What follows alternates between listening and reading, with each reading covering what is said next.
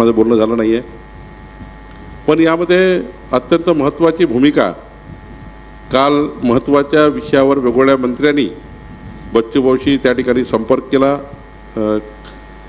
आणि त्यामध्ये सर्व मंत्री महोदयांनी तातडीने या बैठका सुरू झाल्या. काल उद्या एक बैठक आहे, एक परवा बैठक आहे.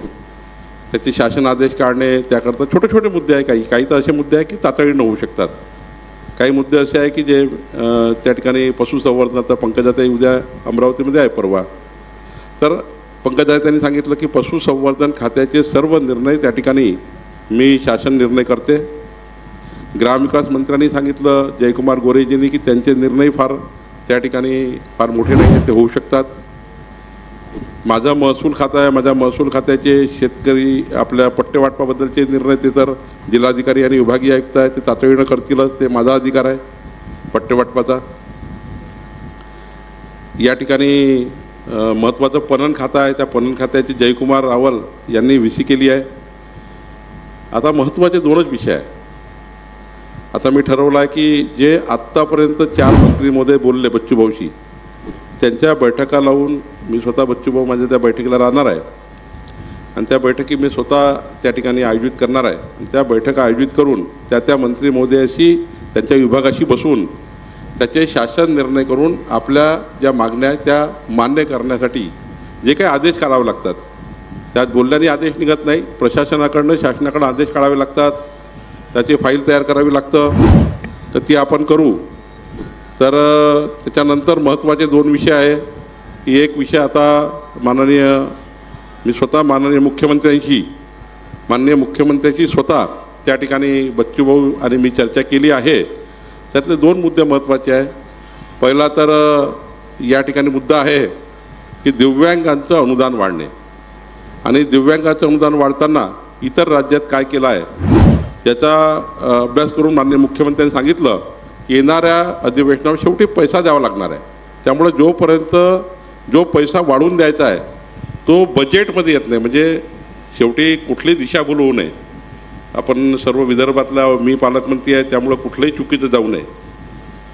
कुठलाही पैसा वाढवताना कुणालाही अनुदान देताना त्या ठिकाणी बजेटमध्ये आणावं लागतं. त्यामुळं 30 जूनला जे अधिवेशन चालू होत आहे त्या अधिवेशनात जी मागणी म्हणजे शेवटी यावर्षी किती खर्च लागणार आहे मागणी येतं, त्या बजेटमध्ये या ठिकाणी दिव्यांगाचं अनुदान वाढवण्याकरता आता ते किती वाढणार आहे याचा थोडा अभ्यास करावा लागेल.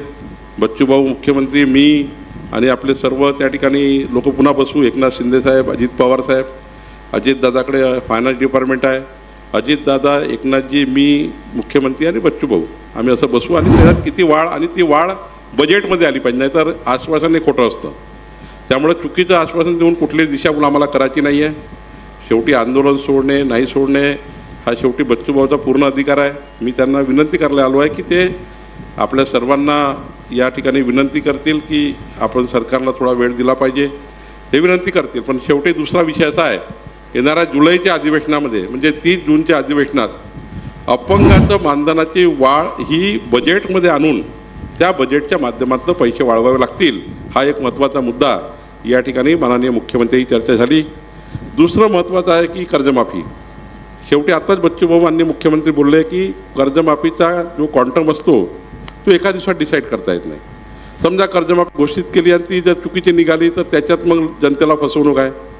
शेतकऱ्याला कोणत्याही परिस्थितीत फसवायचं नाही आहे. त्यामुळं शेतकऱ्यांची कर्जमाफी त्या ठिकाणी खरी कशी आहे, तर शेवटी जो शेतकरी अजूनही कर्जमाफी करता लायबल आहे, शेवटी कॅटेगरी आहे. एक शेतकरी वर्ग असा आहे, सर्व शेतकरीमध्ये परिस्थिती वाईट आहे, पण एक शेतकरीचा जो इन्कम टॅक्स भरतो, जो मोठ्या मोठ्या टॅक्सेस भरतो, ते आपल्या मोठे मोठे कर्ज उचलतात, त्या ठिकाणी त्या कर्ज कसं करायचं आणि सर्वसाधारण जनतेचं शेतकऱ्याचं कर्ज कसं करायचं. 2 भाग असतात कर्जाचे. एक भाग असतो त्या ठिकाणी की जो अल्पभूधारक, मध्यमवर्गीय आणि त्याच्यापेक्षा मध्यमवर्गीय म्हणजे 5 एकरच्या आतमध्ये काय, 10 एकरपर्यंत काय, 15 एकरपर्यंत काय, 20 एकरपर्यंत काय, 50 एकरच्या शेतकऱ्याचं काय. शेवटी याची कॅटेगरी आहे शेतकऱ्यांची. आणि शेतकऱ्याच्या कॅटेगरीमध्ये काही लोक अत्यंत इन्कम टॅक्सपर्यंत भरणारे लोक आहेत. त्यामुळं त्यांच्याबद्दलचा काय निर्णय करायचा, शेतकऱ्याबद्दल काय निर्णय करायचा, त्याच्या छोट्या 5 एकरच्या आतमध्ये काय निर्णय करायचा, त्यानंतर बँकांनी कर्ज दिलं पाहिजे शेतकऱ्यांना, याच्याबद्दल काय निर्णय करायचा. माननीय मुख्यमंत्र्यांनी सांगितलं आहे की आम्ही एक तातडीनं एक याची पूर्ण समिती कारण हा आढावा घेतल्याशिवाय आपण किती कर्जमाफी केली, तुम्ही मी किती बोललो, फक्त तोंडाच्या वाफा निघतील, काम होणार नाही. आणि बच्चूभाऊच्या आंदोलनाला काही न्याय मिळणार नाही. न्याय मिळवून घ्यायचा असेल तर आपल्याला थोडासा त्या समितीसमोर आम्ही बच्चूभाऊलाही बोलू, बच्चूभाऊचं काय म्हणणं आहे त्या समितीसमोर तेही घेऊ. शेवटी याची कॅटेगरी आहे, तर कॅटेगरी करण्याला थोडा वेळ लागतो. असं आजच मी बोलून दिलं, बावनकुळे आले, त्यांनी म्हटलं घोषणा करून दिली, माननीय मुख्यमंत्र्यांनी चर्चा केली, असं कधीच होत नाही. ते करणारे लोक वेगळे आहे, आम्ही तसे लोक नाही आहोत. जे बोललो ते केल्याशिवाय राहणार नाही. पण या ठिकाणी मी आपल्याला सांगतो, आम्ही जे बोलणारे आहेत तेच करणारे लोक आहोत. वारंवार सांगतो, मी तरी जो शब्द दिला आहे, मी तुम्हाला शब्द येतो, जे बोललाय ते आपण करू. कारण मी तुम्हाला सांगितलं की ऐका, थोडं ऐका, थोडंसं राहिलं, हा ऐकून घ्या. मग तुम्हालाच बोलायचा अधिकार आहे, तुम्हाला बोलायचाच अधिकार आहे. माझं शेवटचं राहिलं तर माननीय आपल्या सरकारने मान्य केलं आहे की माननीय मुख्यमंत्र्यांनी मान्य केलं आहे की तातडीनं कर्जमाफी करता समिती तयार करून, या समितीचा पूर्ण रिपोर्ट तयार करून त्यामध्ये मी स्वतः त्या समितीमध्ये बच्चूभाऊ कडूलाही निमंत्रित करील, त्यांचं म्हणणंही त्या समितीमध्ये घेईल आणि त्या समितीमध्ये बच्चूभाऊ कडूंचंही म्हणणं मांडलं जाईल. त्या समितीसमोर बच्चूभाऊ कडूंनाही बोलवण्यात येईल आणि त्या समितीसमोर बच्चूभाऊ कडूंचं पूर्ण म्हणणं 5 एकराबद्दल काय, 10 एकराबद्दल काय, 15 एकराबद्दल काय, हेही म्हणणं घेण्यात येईल. आणि त्या समितीचा रिपोर्ट आल्याबरोबर माननीय मुख्यमंत्र्यांनी सांगितलं की आम्ही या राज्याची कर्जमाफी करू, काही अडचण नाही आहे, पण समितीचा रिपोर्ट मात्र येऊ द्यावा लागेल, कॅटेगरी करावा लागेल, कॅटेगरायझेशन करावं लागेल.